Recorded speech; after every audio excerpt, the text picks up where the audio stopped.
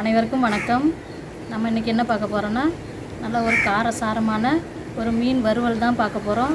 அது எப்படி செய்யலான்னு பார்க்கலாம் வாங்க. இப்போது நம்ம மீன் வறுக்கிறதுக்கு தேவையான மசாலாவெல்லாம் இப்போ நம்ம சேர்த்துக்கலாம். 2 ஸ்பூன் கார்ன்ஃப்ளவர் மாவு சேர்த்துக்கலாம். சோள மாவு 1 ஸ்பூன் அரிசி மாவு சேர்த்துக்கிறோம். 2 ஸ்பூன் குழம்பு மிளகாத்தூள் சேர்த்துக்கிறேன். தூள் மிளகு, சீரகம், சோம்பு 3 சேர்த்து அரைச்சி வச்ச தூள். இதையும் நம்ம 1 ஸ்பூன் சேர்த்துக்கிறோம். 1 ஸ்பூன் இஞ்சி பூண்டு பேஸ்ட்டு சேர்த்துக்கிறோம். 1/4 ஸ்பூன் மஞ்சப்பொடி சேர்த்துக்கிறோம். இப்போது ஒரு அரை மூடி எலுமிச்சம்பழம் சாறை நம்ம புழிஞ்சுக்கிறோம். அதில்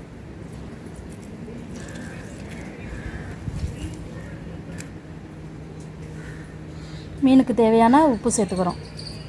இப்போது இது எல்லாத்தையும் நல்லா மிக்ஸ் பண்ணிக்கலாம்.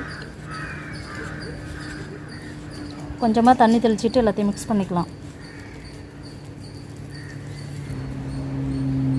இப்போது மசாலா ரெடி பண்ணியாச்சு. இதில் நம்ம மீனை சேர்த்து மீன் மேலே மசாலா எல்லாம் நல்லா தடவி வச்சிடலாம். இப்போ நம்ம இந்த மீனை சேர்த்துக்கலாம்.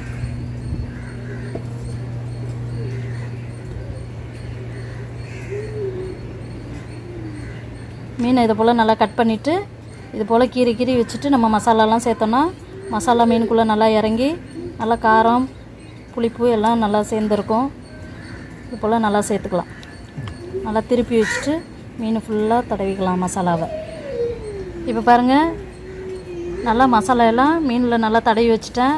ஒரு 20 நிமிஷம் நல்லா ஊறட்டும். இப்போ நம்ம மூடி போட்டு வச்சிடலாம். இப்போது மீனில் மசாலா போட்டு ஊற வச்சு 1/2 மணி நேரம் ஆயிடுச்சுங்க. அடுப்பில் தோசைக்கல் வச்சுட்டேன். இப்போ கல் காஞ்சிருச்சு. நம்ம எண்ணெய் சேர்த்துக்கலாம். இப்போது எண்ணெய் நல்லா காஞ்சிருச்சுங்க. நம்ம மீனை வச்சிடலாம்.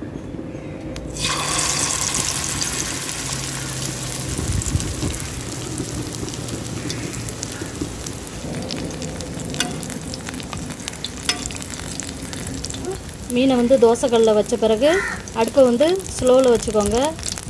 ஒரு மிதமான சூட்லேயே மீன் நல்லா வேகட்டும். நம்ம அரிசி மாவு சோள மாவு ஏன் சேர்த்தேன்னு சொன்னால் அந்த மீன் நல்லா மொறுமொறுப்பாக இருக்கும். மசாலா உதிராமல் இருக்கும். அதுக்காக வேண்டி தான் நான் அது சேர்த்துருக்கேன். ரொம்ப நல்லா டேஸ்ட்டாக இருக்கும். இப்போது மீனை நம்ம திருப்பி போட்டுக்கலாம்.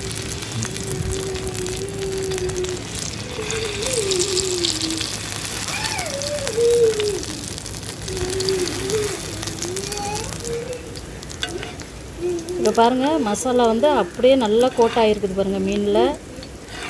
அதனால தான் இந்த மாதிரி பொடி நம்ம சேர்த்துக்கிட்டோம்னாக்கா நல்லா மீனில் உதிராமல் அப்படியே மசாலா அப்படியே அதில் பிடிச்சிக்கும் நல்லா. இந்த மீன் வறுக்கிற எண்ணெயிலே கொஞ்சமாக நம்ம கருவேப்பிலை சேர்த்துக்கலாம். இந்த கருவேப்பிலையோட ஃப்ளேவர்லாம் நல்லா மீனில் இறங்கி நல்லா கருவேப்பிலை வாசனை நல்லா இருக்கும் மீனோட.